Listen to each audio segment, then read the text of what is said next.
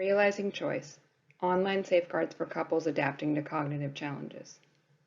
This study is part of a project to create a cyber safety system to help older adult couples where one or both has been experiencing memory loss or has been diagnosed with mild cognitive impairment, or MCI. When one person or both are losing their memory, the onus may be on one member of the couple to manage their cyber safety. This can put strain on the partner caregiver to manage the couple's shared security and assets, while also preserving autonomy for the other partner. Previous work by Mentis et al. Suggested that couples struggle to discern scams, and that MCI can contribute to embarrassing episodes.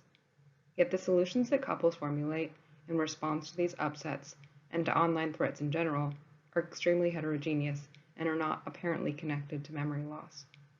Rather, solutions have more to do with relationship dynamics. Couples want to make decisions that reflect these dynamics, yet as Mentis et al. Also found, a lack of options prevents couples from achieving ideal security balanced with autonomy. This design that you see to the left is part of a full-scale mock-up of our safety setting design. This design was developed out of a need to provide older couples with a spectrum of choice that could extend the online life and autonomy of a person suffering from memory loss, for whom surfing the web or answering email may over time become unsafe. With this design, we give them the granularity of choices that they suggested would be optimal in previous qualitative research. This tool that we are developing would provide the option to set restrictions for various activities online, including email, Facebook, banking, shopping, password management, and browsing, along a wide spectrum. For instance, for email, couples might choose to not interfere, record links for the partner to see later, also called logs, immediately notify the partner of the link they just clicked on, immediately notify the partner of the link they just clicked on so they can decide if the activity is safe, and deactivate all email links.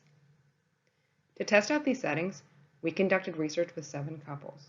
6 we recruited from an online panel, and 1 we recruited from a senior living center. 6 out of the 7 couples were remotely interviewed, and 1 was interviewed in their home. For each of these settings, we asked couples to choose their desired safety preferences and talk about their decisions as they went. At the end, we had them reflect on their choices of safety setting. Would they change? When? And how? Partners most frequently chose safety setting logs where they could record their activities for their partner to see later.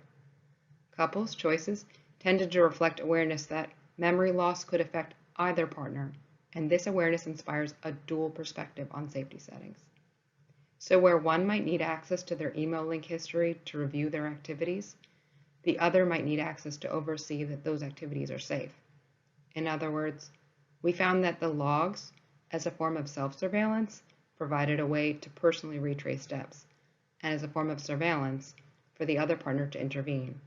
And those roles were, to some extent, interchangeable for the couples we interviewed.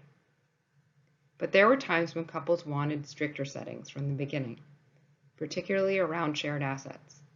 By shared assets, we are referring to banking and passwords, where couples liked the notify function because it allowed for more oversight. Having flexibility of choice fits partners well in that it allowed them to prioritize autonomy and introduce more safety as they sensed decline. They weren't sure how it would manifest or when it would happen. Choice allowed couples to extend continuing autonomy to their partners in social realms, where they deemed freedom important. Our couples were not too worried about Facebook and were almost unanimous in maintaining that you do you in social realms.